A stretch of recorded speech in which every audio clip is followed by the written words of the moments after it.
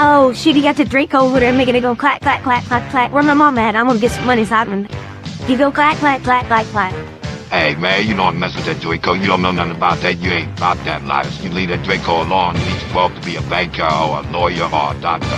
You ain't no gangster. You ain't got no gangster shit in you, boy.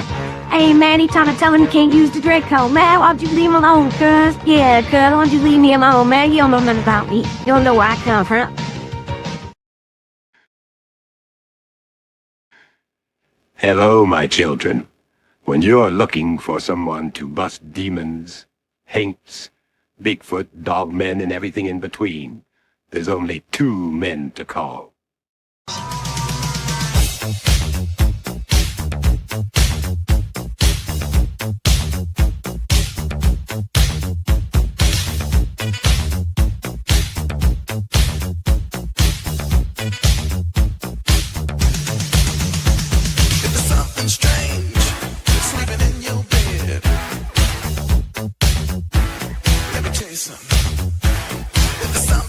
Well, I respect your ambition, Willie, but you got to have vision. Let me tell you something.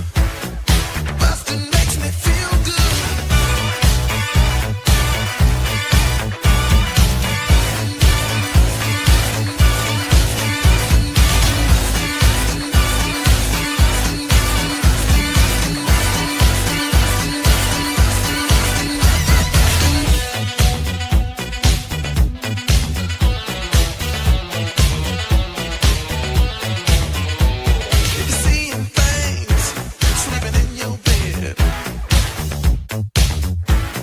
If we had lived in the days of our fathers, we would not have taken part with them in shedding the blood of the prophets.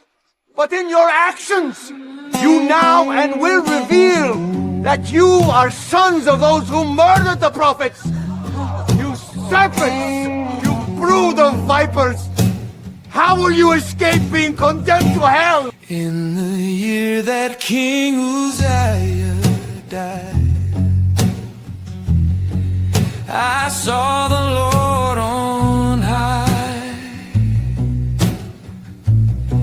His train filled the temple, yonder throne up in the sky. Seraphims crying, holy, holy. Oh, how high and lifted he. Dirty lips cleansed by cold from heaven. Now my sight is free.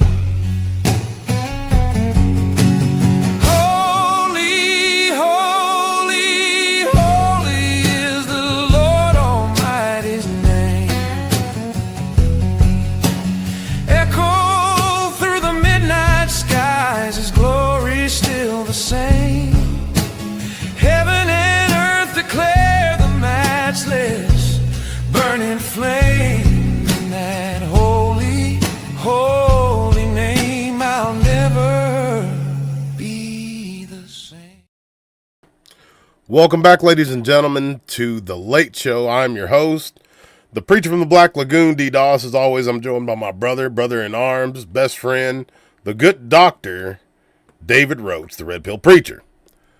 We got a bunch for y'all tonight, folks. We got a bunch of stuff to tread through.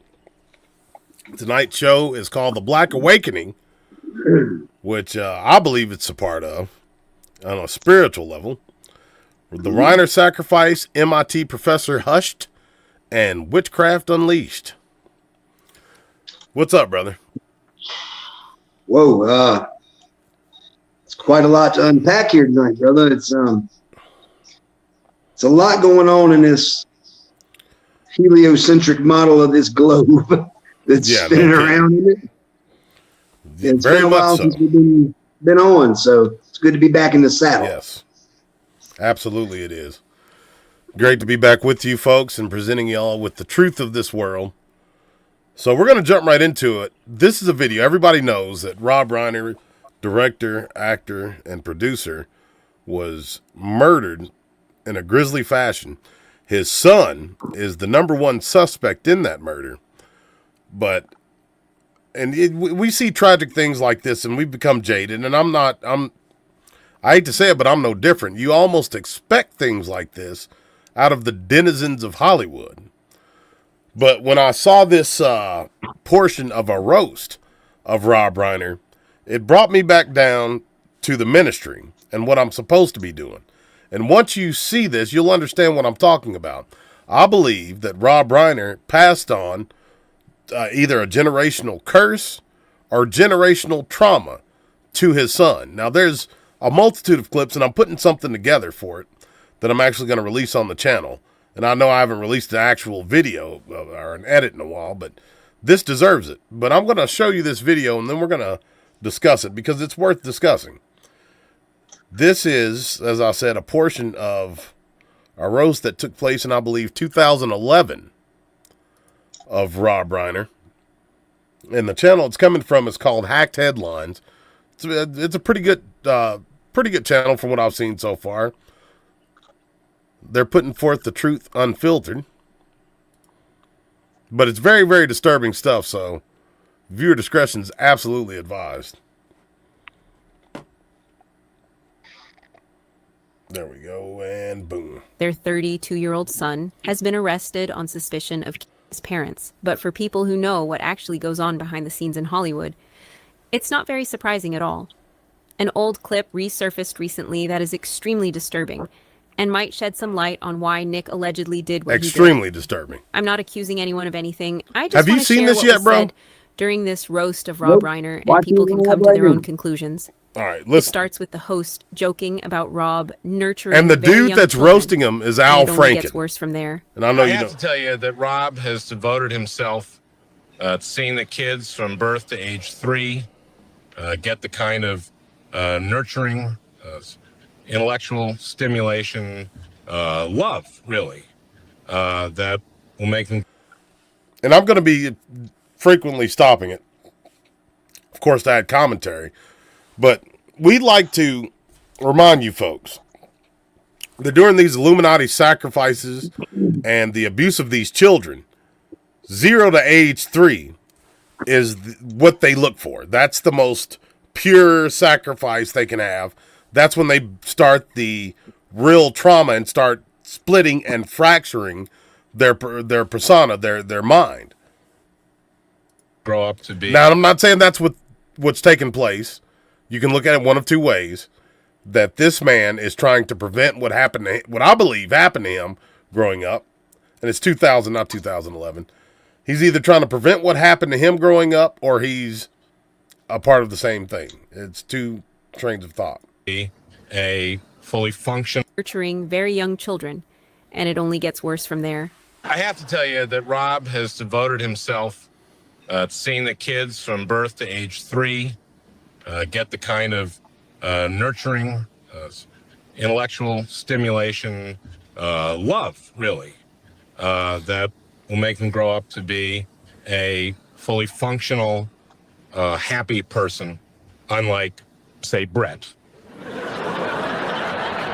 At first, this sounds like an innocent joke, but then the host goes on to explain the reason why Rob nurtures children the way he does is because of the beatings he suffered at the hands of his father. And it's a great thing. Most people don't know where this comes from, and Rob doesn't like to talk about it because he's kind of a modest guy, but it comes out of his own personal. Bro, let me tell you something. If I was getting the brakes beat off me as a kid, and say there was a roast of DDoS with Joe Baggy and all the regulars there, and somebody brought up in some sort of a joking manner that, oh, well, D used to get the brakes beat off his ass when he was a kid. We'd be having words afterwards, if not right there on the spot. That ain't nothing cute and clever to talk about. Experience. See, as a baby, Rob was routinely beaten by his father, Carl. Rob believes that this early physical abuse had a profound effect on him as an adult and led to the horrible failure of Ghosts of Mississippi. I'm going to go for North on that one. Just curious. Exactly. What possibly could explain north. I helped them out.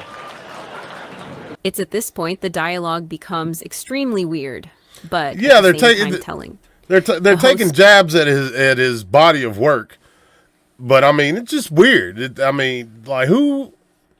Why would you make fun of being abused? That even if say he wasn't, say he was just trying to be cute. That's nothing to jest about. Jokes about how Rob's dad would routinely abuse him in other ways, and the crowd It gets worse. laughs like this is a normal thing to joke about. Yeah. It makes you wonder if these are jokes at all.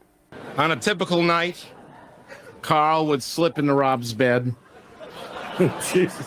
roll him over, swab him down, and say something like, I'm thinking about hiring Maury Amsterdam to play Buddy Sorrell. What do you think? Buddy Sorrell, for all who don't know, and Maury Amsterdam was a character in the show Dick Van Dyke. His father played the producer, whose name I forget, but his name is Carl Reiner. He was the bald-headed dude on the Dick Van Dyke show. But this is some sick stuff, folks. And you hear all these people just giggling like it's something normal.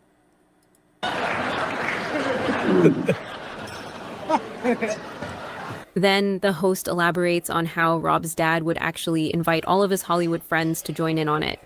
Well, the success of the Dick Van Dyke Show changed things dramatically. Carl started inviting many of his famous friends to son.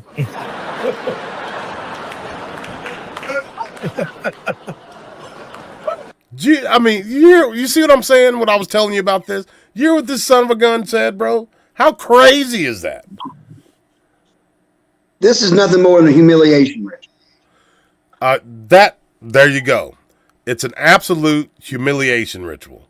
And by the look on he's sitting there just taking. Face, well, by the look on his face, everything that Al Franken, who's a piece of shit anyway, everything he's saying is gospel facts. But look at that man's face and tell me that he's not thinking back to exactly what he's talking. And this absolutely this first time I've seen this clip. This is telling. This explains a lot right here, bro. You see what I was saying earlier today? And there's a reason I didn't send it to you. Just like sometimes you'll send me something, I want your true reaction to it.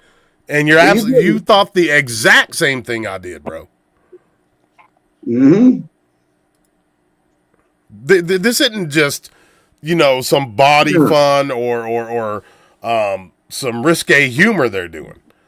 And I want to give people go ahead, brother. My bad. No, this is definitely not. Everybody here, you've seen us roast people. You especially seen me do it. And I wouldn't. You're the roast master general. Yeah, this is not appropriate. You don't hit people like this. It's not even funny. That's the thing. It's not funny. Right. It's taking a very serious issue, which a lot of people across this country, across this world, have went through. Yes. Whether it be, it's all satanic in nature. So let me cut to the chase. It's all satanic in nature. Every form of abuse is. But to take this right here, and then for a man who's got a stellar, Hollywood would consider a story, history, family lineage, and career, and then talk about his father, who's one of the founding members of Hollywood, pretty much, Carl Reiner, raping him in his bed. This is beyond the pale. And you wonder why. Well, we'll get to the son later, but it's definitely a humiliation ritual. And I would say, bro, to be honest with you, a lot of times they do this to these people when their contract's getting ready to expire. Yep. It's time to pay the piper. You know what I mean? Or they're working some kind of spell or some. Or they've fallen out of favor, just like Will Smith. Will Smith fell out of favor. You're gonna go over here. You're gonna slap Chris Rock. You're gonna act like a straight up nigga in front of everybody from the streets of Philadelphia. Even though you're this sophisticated cat, this is what you're gonna do. You're gonna make a fool of yourself, and you're gonna take it because you've done X, Y, and Z to displease us. Straight up. And get up there. Speaking of that, he gets up there to defend a woman who ain't nothing but a bust down. That's what she's always been. It was Tupac's bust down, and she was getting the business on her by her son's friends.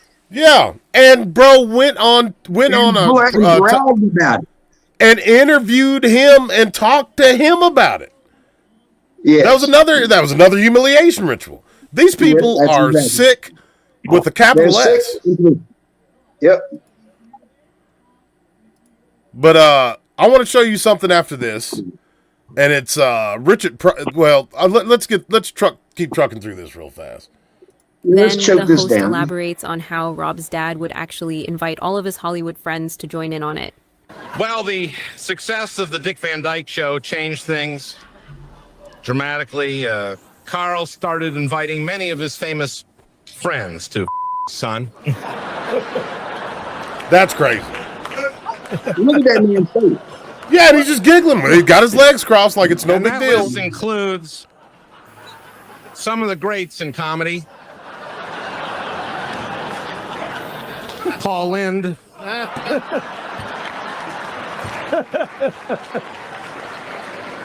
Dom DeLuise. Crazy thing is, bro, he's name dropping like for real. They're probably people do it. Yeah. Sure. Rip Taylor, Danny Kaye, Charles Nelson Riley, and Rock Hudson, whom I frankly don't think was that funny.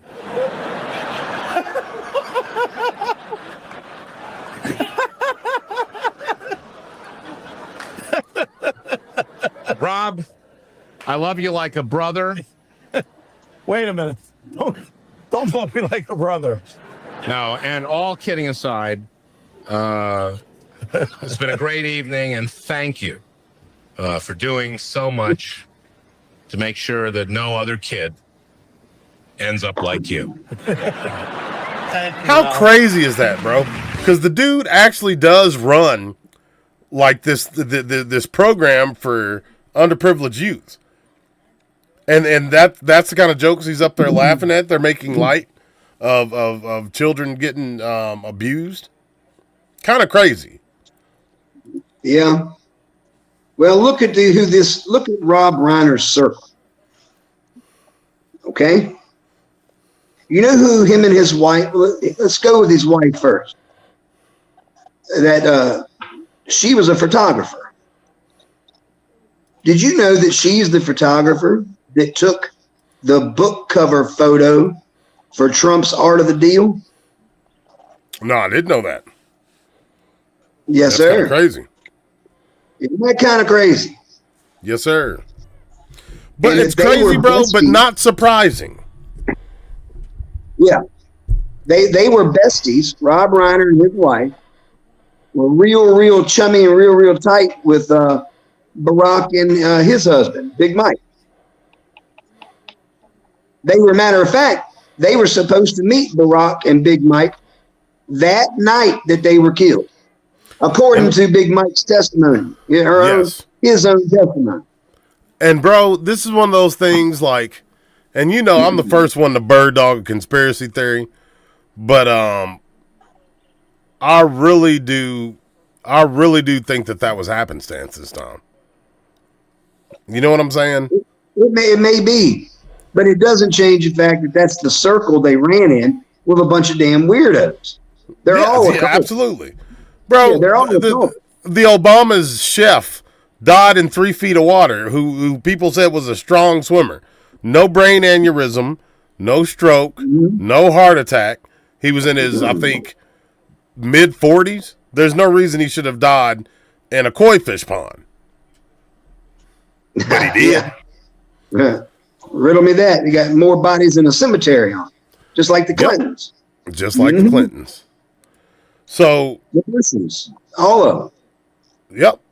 When my brother mentioned, folks, humiliation rituals, I want to show you a short example to illustrate that fact. Now, if anybody knows old Dion, your Uncle D, the preacher from the Black Lagoon, you know I'm a fan of old school comedy. Red Fox, George Carlin. It's a laundry list of comedians that I like. I've been listening to Jerry Clower here lately.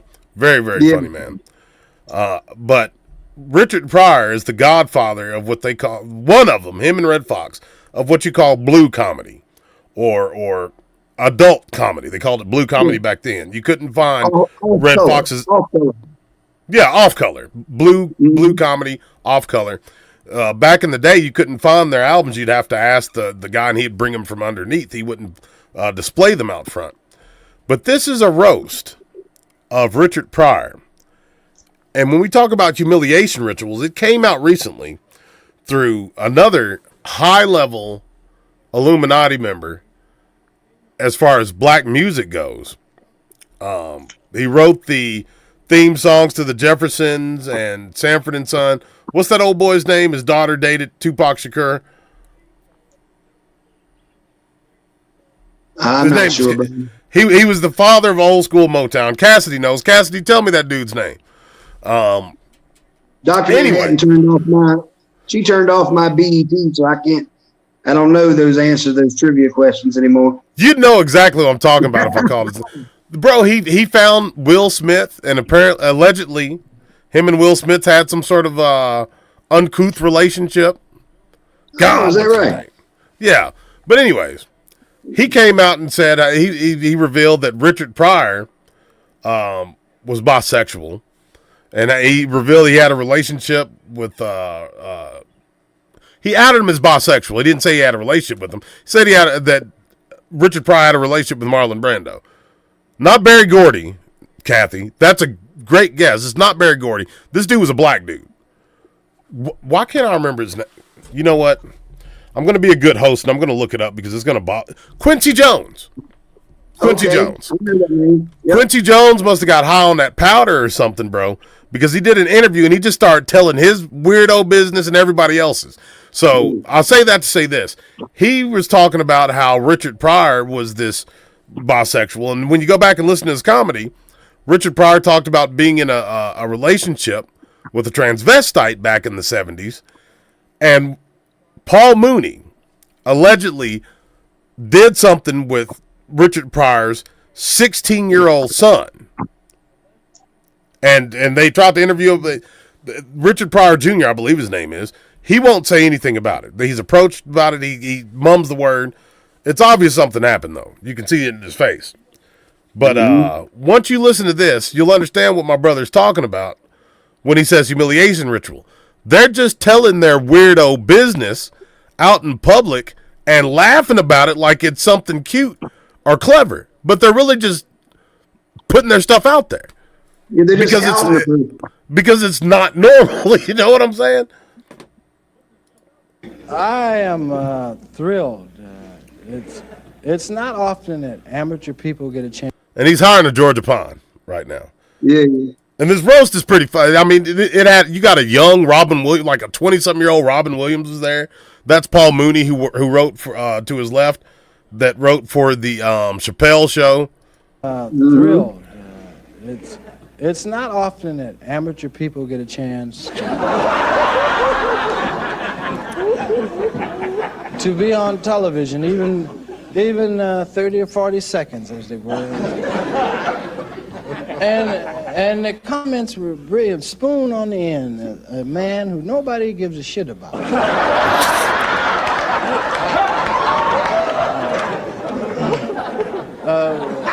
Was cleaning out toilets, and we found him, he was making a sandwich. All right, hold on, because he goes through everybody. We said, Spoon, please, drop the doo-doo. All right, let's see. It's when he goes to Paul Mooney. We call him that with love and affection. Next to her is what we call Miss Thing. There we go. Okay. You see what I'm saying? Like, look at the body language. Paul Mooney, I mean, I don't think he ever came out as gay, but I mean, he obviously is. You know what I'm saying? Listen to what he says, bro. It's wild.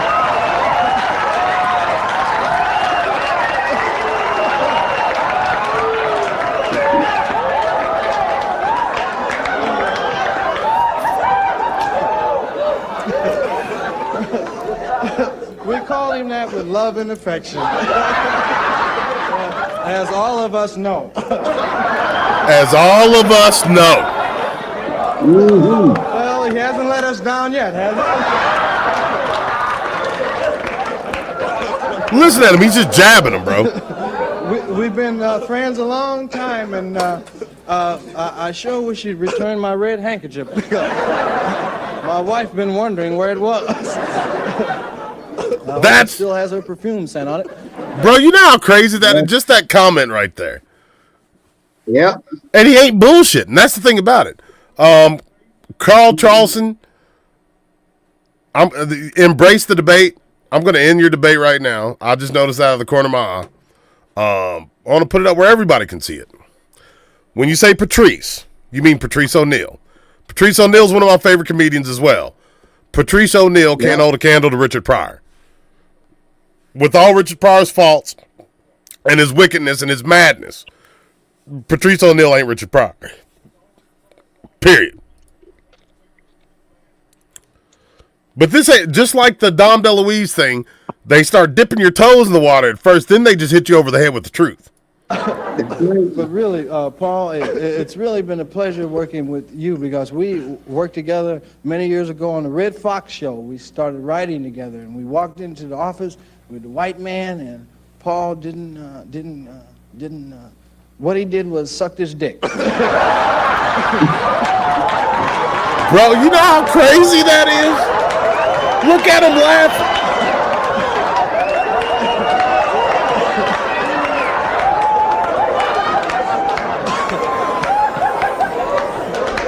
But I must say, Paul had a sense of humor. He didn't let him come in his mouth.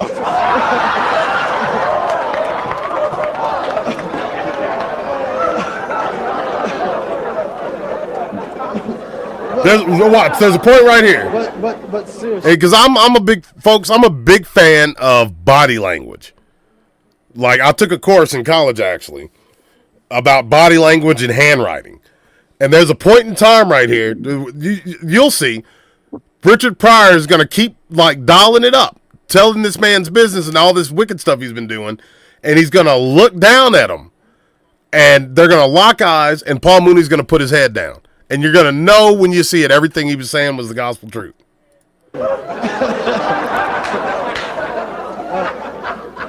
Paul wrote most of the dialogue for everybody up here tonight, and he's a brilliant writer. And we went once to what was that man's name that we went to and we had to fight?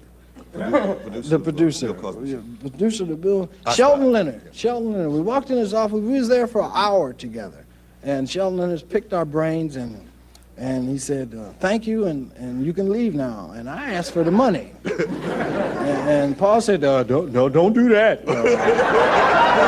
Don't get us in no trouble now. I threatened to kick his ass, and Paul tried to join him. See that? But we're dear friends, and this is all in fun. They say, oh, well, we're different and it's all in fun. Bro, these people are of their father, the devil. Yeah, they are.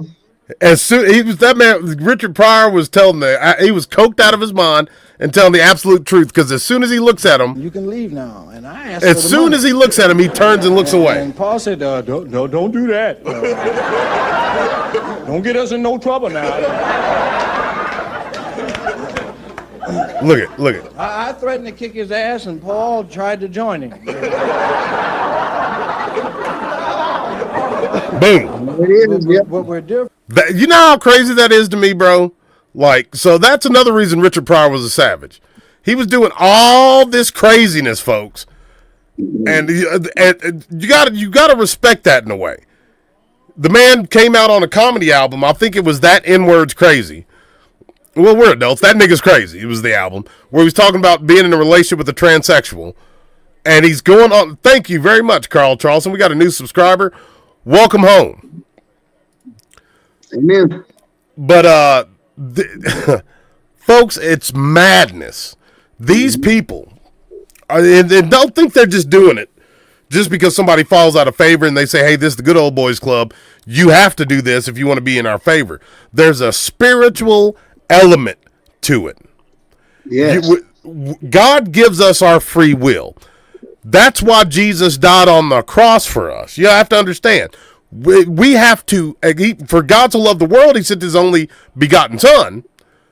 But you have to accept that. You have to accept him for the sacrifice, the replacement, the Lamb of God that he is, that took your place on the cross, that went through your hell. These people know exactly what they're doing, and they're religious to their core, folks. This is a part of their religion. They go out before the Gentile and Jew, both. They go out before the Christian, the Satanist, and when they fall out of favor, like my brother was talking about Will Smith and all that, they got to lay themselves bare. They got to either tell their business or make a public spectacle of themselves. Think about Will Smith. He's out there rapping about painting with his son and riding bikes and the Wild Wild West. And all of a sudden he's yelling, putting hands on people, saying, keep my wife's name out your effing mouth on CBS and NBC. Completely out of character. Let me tell you, Will Smith is somebody who can control himself. But let me remind you also, what was his first movie? 6 Degrees of Separation, where he played a real-life person that would go and into these rich neighborhoods in Manhattan and convince the parents of these kids that were about his age that he was Sidney Poitier's son. This man was a homosexual. He would a lot of times sleep with the son or one of the son's friends. That was his first movie. Well, that was his first Hollywood movie. He's probably got all kinds of film footage, if you know what I mean. Oh yeah, there's some producers with some home footage on their shelf. There's no doubt in my mind. Well, that's what they do. See, when they get you up, when these Hollywood elites get you an upcoming star or starlet, they get you up there and they send you to the stylist, and they get you groomed up good, and the stylist say, all right, he or she is ready. Then you get the mansion party invite, and then you go up there to the mansion. We know this for a fact. My brother-in-law was a cop in LAPD. You've had him on the show twice. The brother-in-law, Joe Black, a mentor and one of our good friends, Zachary King, who helped set up some of these rituals. That's right. So this is old hat. You see, that damn footage is damn near black and white. That's back in the 70s or 80s when that stuff's taken. Yep. And here it is now getting ready to be 2026. And the game ain't changed. It's truly Ecclesiastes 1. There's nothing new under the sun. Nothing new under the sun. And the truth be told, these type of rituals have been going back forever. Look at all these ancient kingdoms. The court jester, or the clown, if you will, was always a member of the priest class. And what did they do? They came in there and they clowned the shit out of the royal family, the king himself, in front of God and creation. And you're right, in front of his actual courtier, his actual court, his advisors, and all these people of political importance. The jester could go in there, say, Red Pill Preacher's the jester, D-Doss is the king. Hey, well, D-Doss, you need to leave those big-legged heifers alone. Everybody knows you sitting there next to your wife, but you like them fat-legged white girls, and everybody knows it. Anybody else says that to King D-Doss, they go into the gallows. That's right. But guess what? The Red Pill Preacher, as the jester, can say that within the bounds of the court.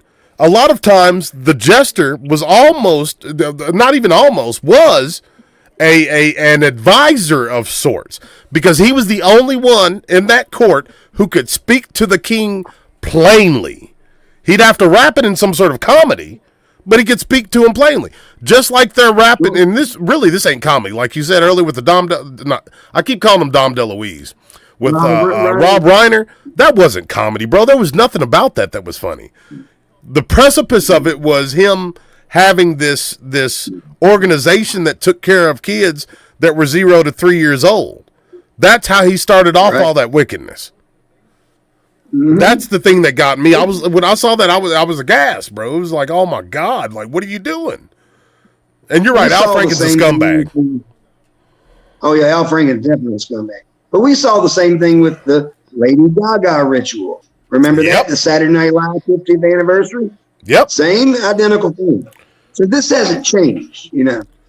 That's my point. And you can see it in the son's eyes, the one that got arrested for suspicion of offlining Mr. and Mrs. Reiner. But you can look at that boy's face. I got a picture of him in the Wall Street Journal right here. And he's got a similar look, like demons are flashing in his eyeballs, like Erica Kirk does. Yeah, I said it. That's exactly what I said. See, he's possessed, and so is she. Well, bro, I respectfully disagree. He may be possessed, but I think that boy has that look in his eyes that here we go. This is a good one. That severe, like PTSD. You know what I'm saying? Like you remember seeing the black and white photos of those cats that came back from World War I in trench warfare. They have the eyes like that. Before they were young, handsome men, they come back and their eyes are all, and they're staring. They got what they call the 1,000-yard stare. Now this dude probably is demon possessed, but when I look at him, bro, I feel bad for him. This kid probably went through hell in some sort. Just like every other abuse victim, I feel bad for. But that trauma does attach demonic spirits to your psyche. That's exactly what it does. Because that's the doorway in. Let me ask you this, bro, and this is an important question. This is what I'm trying to reconcile.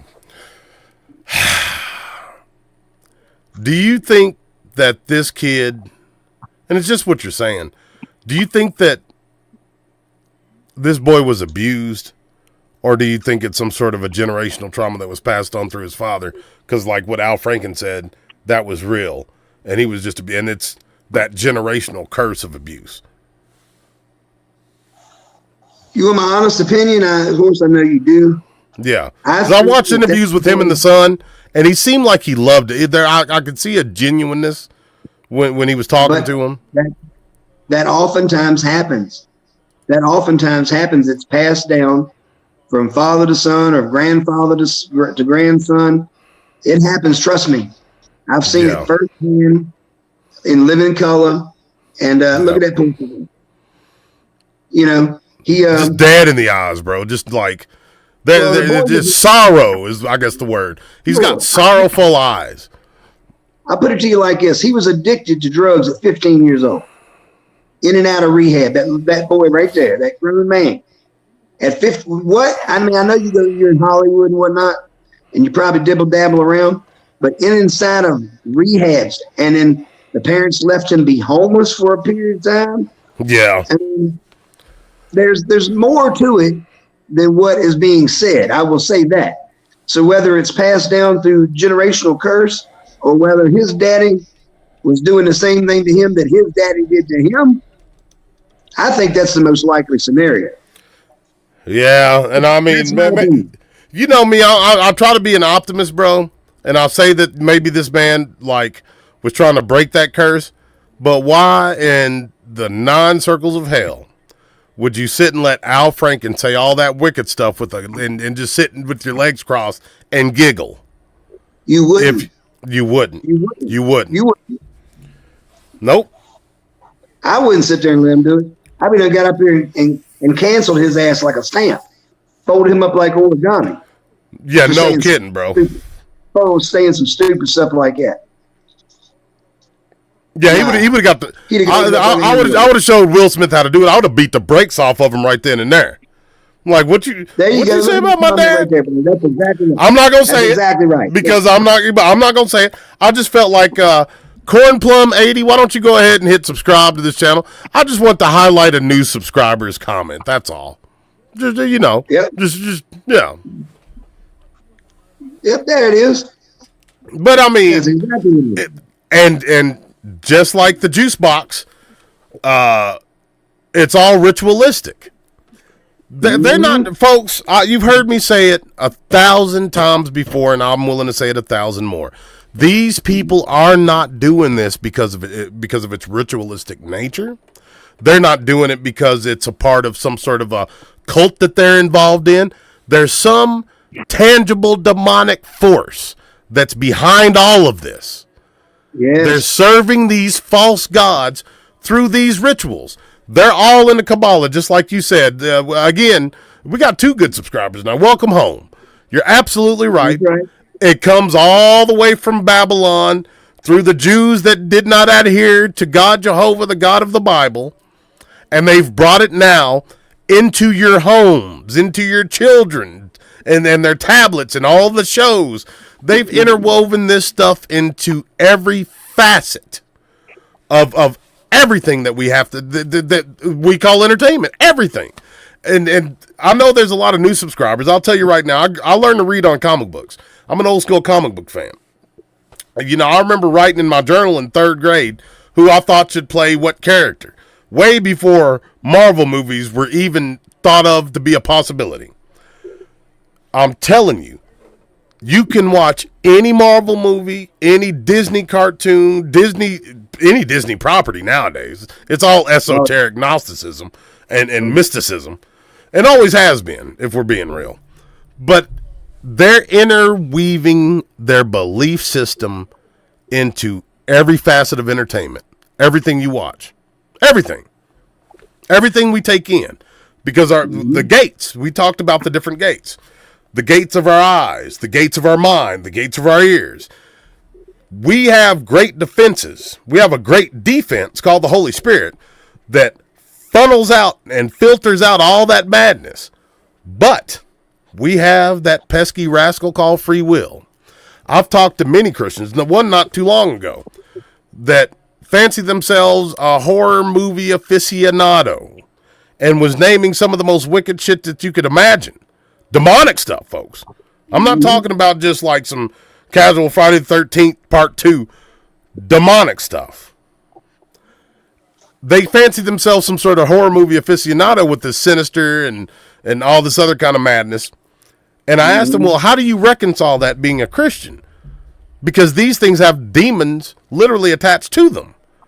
There's been reports of certain movies that people watch, unbeknownst to themselves, opening portals into their home. All of a sudden, their cabinets are opening and closing. They're having supernatural experiences. Folks, if your axis isn't set by one spirit or another, you can choose to worship Vishnu and Krishna and Buddha. You can choose to worship the God of the Bible. Your axis is going to be set by one or the other in the spirit world that we cannot see. These avatars, these flesh robots, these suits that we wear contain who we are. We are spirit. We will go on forever somewhere. We will go on and have our final reward when we leave this body. There is something on the other side of the veil that's weaving our future. And we have a play in it. We have a say-so through our actions and through our free will. You don't have to say, I don't believe in God. Your actions will show that. You don't have to say you believe in God. Your actions will show that. Choose ye now who you will serve. Mm-hmm. That's right. You see this, we see it in the news and these other religions all the time. Like this Brown shooter, which they still don't have. But you got 30 witnesses saying the guy came in there screaming Aloha snack bar. You know what I mean? Which is just to me, that's too easy. Oh, yeah, that's the easy A. That's the easy A. That's the easy A. But the news will not cover it because it don't fit the narrative. We can't have, some camel jockey over here shooting up the place and put that out in mainstream news as he's the suspect, because then it's, Islamophobia. See, let me tell you something. I'm going to get me go off. is Islamophobia. I ain't got no Islamophobia because phobia means I'm afraid of something. I ain't afraid of no phobia. I ain't got no phobia to be afraid of. For real. I got a godophobia. I'm afraid of the God of the Bible, and that's it. That's it. It's the only thing I'm afraid of. The God we serve does not give us a spirit of fear, but a spirit of power, love, and a sound mind. Power comes before love and a sound mind, and what we believe, folks. And that power comes from God himself.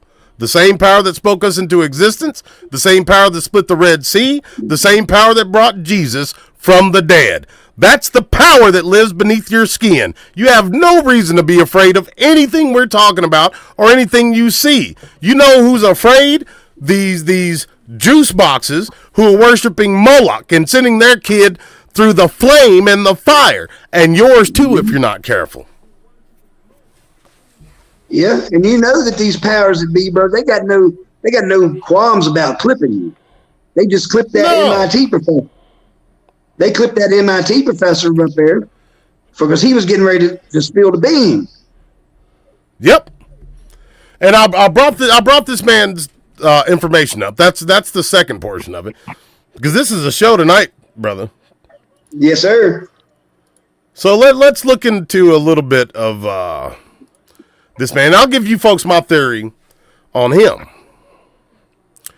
This gentleman's name, I don't know if you can see that very well, but I'll read it to you. Nuno Felipe Gomes Loureiro. Born in 1977, wasn't that old at all. Was a Portuguese plasma physicist. He was the Herman Feshbach Professor of Physics at the Massachusetts Institute of Technology, or MIT, and the director of the MIT Plasma Science and Fusion Center from 2024 until his death in 2025. Not that long of a tenure. I wonder what he found. So his career, excuse me, and folks, say a prayer for your boy. Say a prayer for old Uncle D. He's been a little under the weather. And you know I believe in that power of prayer. If you ain't praying, you're playing. After graduating, Loureiro joined Princeton University as a postdoctoral researcher at the Princeton Plasma Physics Laboratory in 2005. He left in 2007 to work at the Culham Center of Fusion Energy, a laboratory under the UK Atomic Energy Authority, until 2009. He returned to Portugal as a researcher at the Instituto de la Plasmas e Fusão Nuclear at the IST Lisbon for 7 years. In 2016, Loureiro joined MIT as a professor and fusion scientist. Now watch this. He studied magnetic reconnection and plasma turbulence using computational simulations and published widely in scientific journals.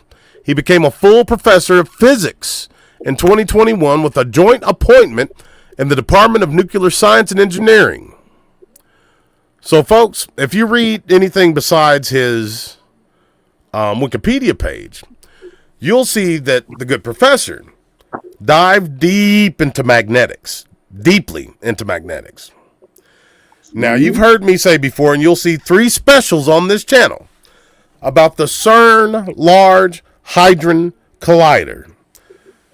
I'll put it plainly, the CERN Large Hadron Collider it borders Switzerland and France. It's a facility where they spin particles around on this 22-mile circular track using magnets to pull these subatomic particles, clash them together it was right below, then right at, now it's a little bit over the speed of light. And what they're trying to do, according to what they're putting out there to the public, is recreate the Big Bang to see what particles were formed when the universe was first formed.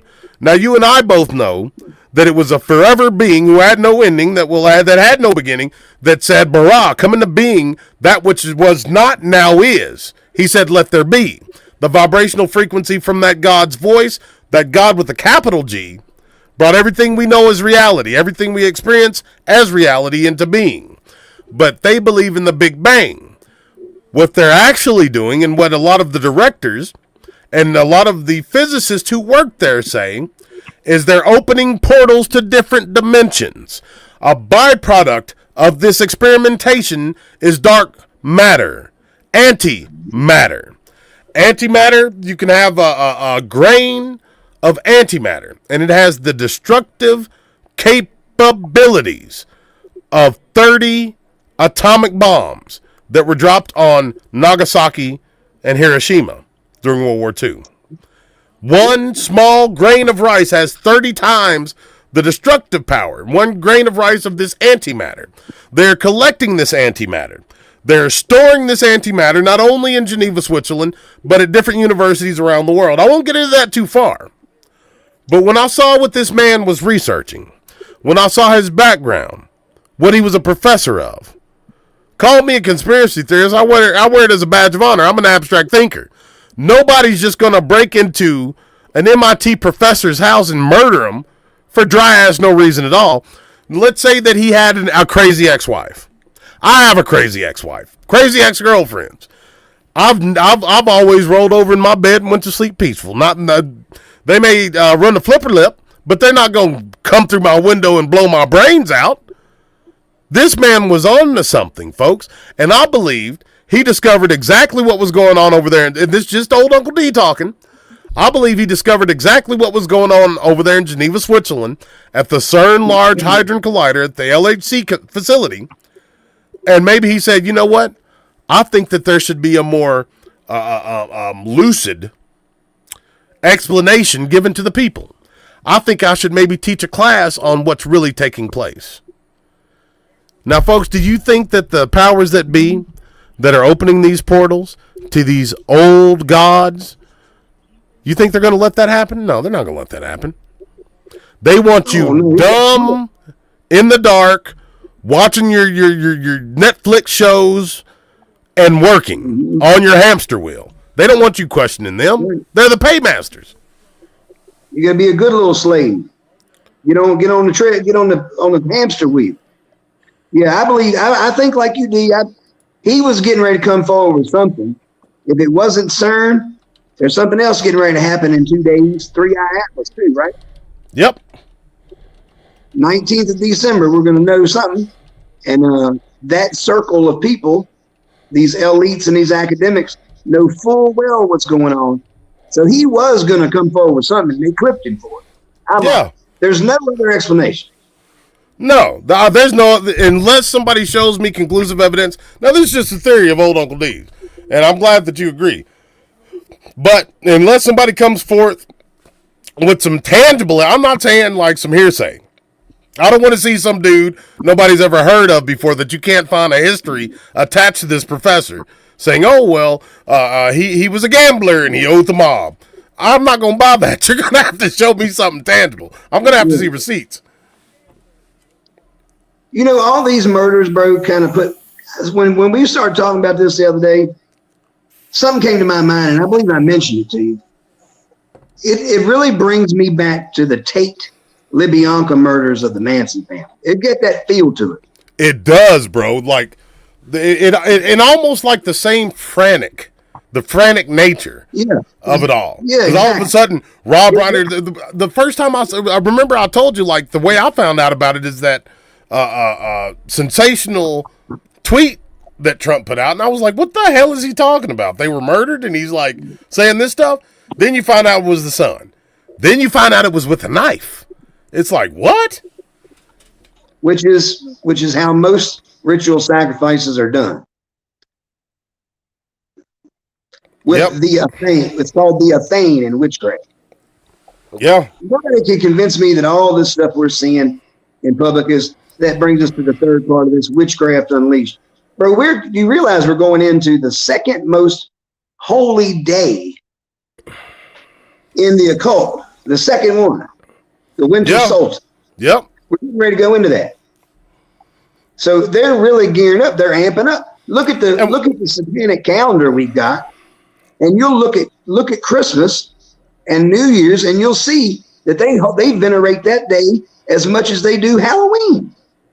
Crazy thing is, bro, they venerate Christmas and New Year's just as much as any Christian in the United States.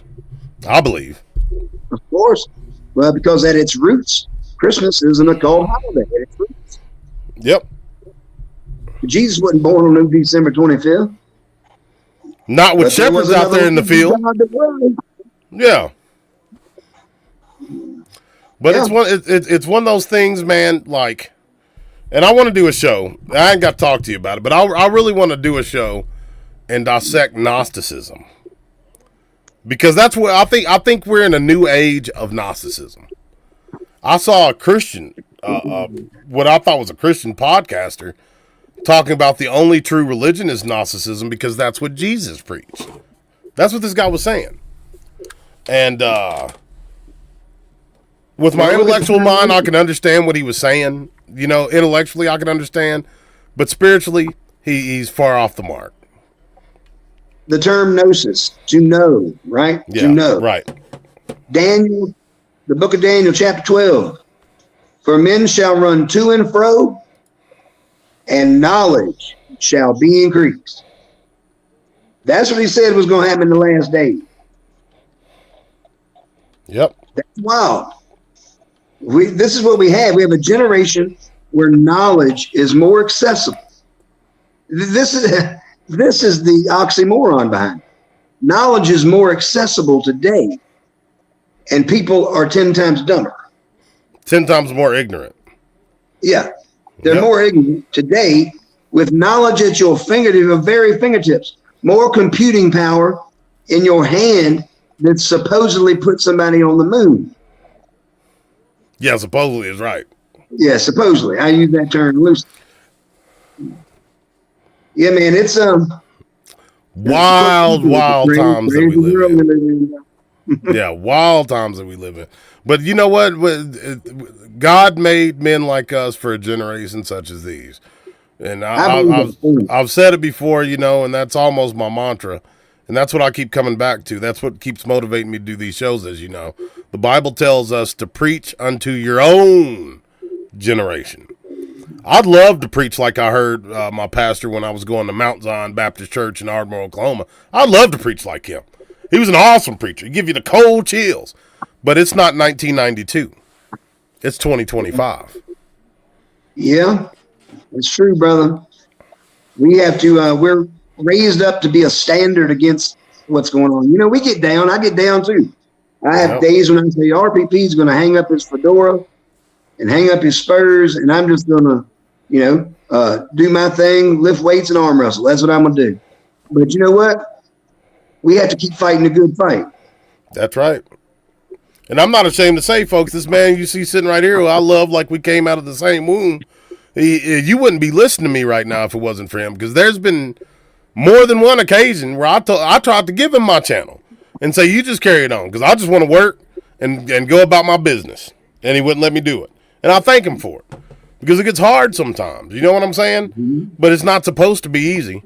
When the Lord was in that garden sweating blood, asking his father not to take that cup away from him because he didn't want to die, I'm pretty sure he was rough. He wanted to kind of hang it up and just live and go on about his business. He sure did. Jesus did. He didn't want to. I'm not greater than him. That's right. Servant is not greater than his master. That's exactly right. That's exactly right. But every time we get a new subscriber, we get comments that encourage us. It gives us the steam to move forward. You know what I mean? Mm-hmm. As long as there's hearts that are open and ears that hear the word of truth, I'll continue to give it. That and the Lord puts him different in me, bro. I'm still for the Crusades in 2026. Oh, I'm definitely for the Crusades 2025.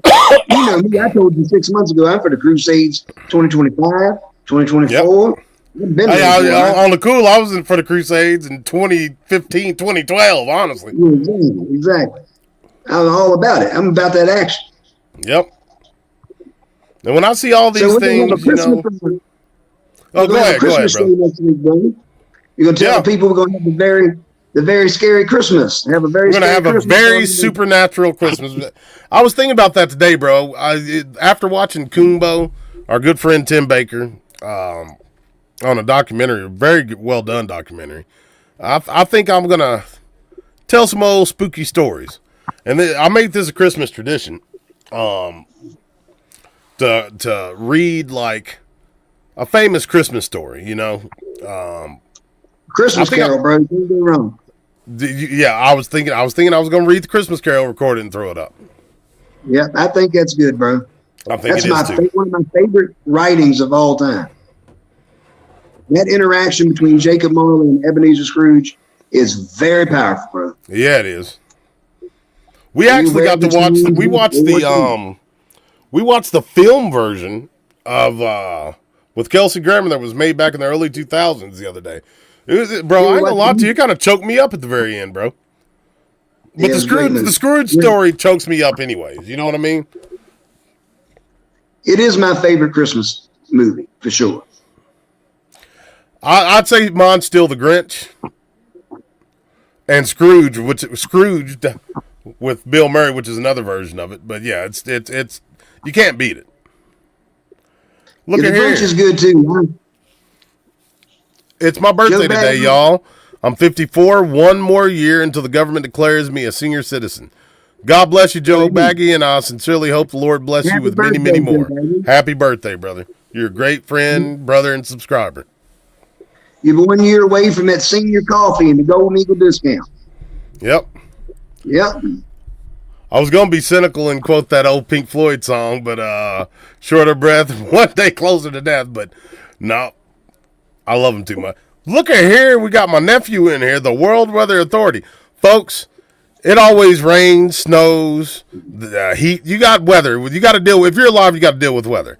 I'll suggest you go over and check out my nephew, Zach, on the World Weather Authority for all your weather needs. He's back in action, and I'm proud of him. He's got a great channel, and he's a great young man. He makes the meteorologist position fun. You always see these boring, plank dudes out there just kind of going through the motions. He's got a personality. Carl Charleston says he knew I was Unc. Well, there you go. You're very welcome, nephew. And that's exactly right. I'm your Uncle D, Carl. Welcome on. Folks, I'm so glad to be back. I'd like to see a hood dude do the weather, bro. That'd be funny as it be. Get somebody at the projects doing the weather report. Yeah, right. Man, that'd be so funny. There's one. I'll send you. I'm gonna try to find it tonight, and I'll send it to you. There is a dude that does that. He's out of Memphis. He's out of Memphis, I believe, bro. Bro, I've been watching a lot of that Memphis juking. You know what I'm talking about? No, I'm afraid I don't. I've never seen the Memphis juking. The Memphis Juk. No, I haven't seen that, bro. Hold on. Do I want to? Yeah, it's awesome. I'm kind of stuck on Rufus the Bull right now. I've been watching that. I watch Random Madness. I don't want to get some copyright strike, but I'll show you. I'll give you an example. This is the first thing that popped up. So let's see. But it's like it's basically pop locking. But I can't describe it. You just gotta see. Hold on, folks. Drop a 1 if you've heard of Memphis juking before. Oh, it's a dance. It's dancing. Yeah, I know you like cut a rug. Yeah, that's exactly right. I figured you'd appreciate something like it. Hold on. What the fuck? 10 toes using 2 fingers, bitch on black stick, black on black truck out of. There we go. That's Memphis Juk. What? Look at that footwork, bro. This dude look like a more nimble Bill Cosby.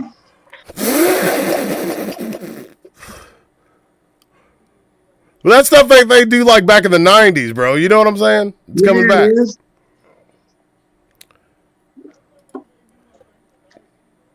It just shows you how wild I am. That and the Hoof MD. I like watching the guy over there in Ireland deal with cows' feet that step on nails and rocks. And anyways, God bless each and every last one of y'all. Y'all brought me a lot of joy. Sorry it's been so long. Yeah. We'll start doing it more often because this one was heavy duty. That last one took it out of me. I'll just let you know because we talk about some heavy we talk about some heavy duty subjects, and it's very spiritually draining. Yes, but anyways, yes. God bless each and every last one of you. We'll see you tomorrow night on The Late Show. And we thank you for joining us. Y'all take care. Come on. Let me lift you out of that embarrassing farce you call life and give you something glorious. Just say the word.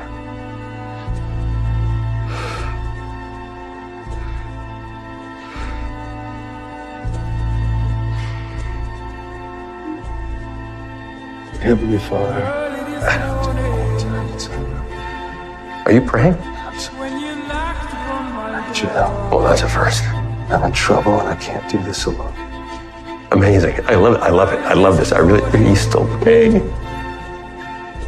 Know that I'm unworthy, Father. Children. Do you honestly think that he will help you after what you just did? You are tainted goods. You're not even worth his effort anymore. Even if he did help you, do you think I will ever leave you alone? Ever? There is nothing that I won't do to you. No temptation, no low that he won't sink to. I know you, Kevin, and you are nothing. Nothing.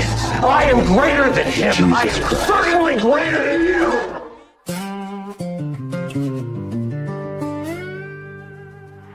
Am I now persuading men? Or am I seeking God? Tell me, brother, where's your standing? Are your motives flawed? If I please the crowd, I'd walk a different road. But I'm a servant of Christ, and that's a heavy load.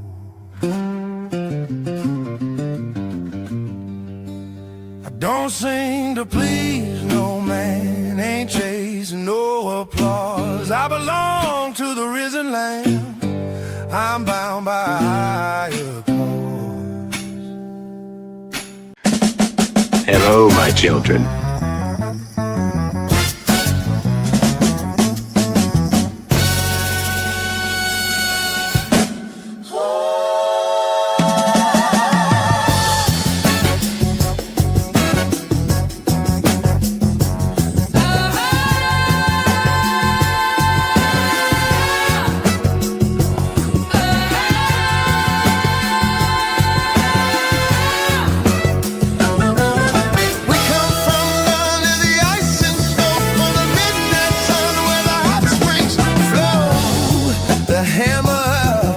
I respect your ambition, Willie, but you got to have vision. We'll drive our ships to New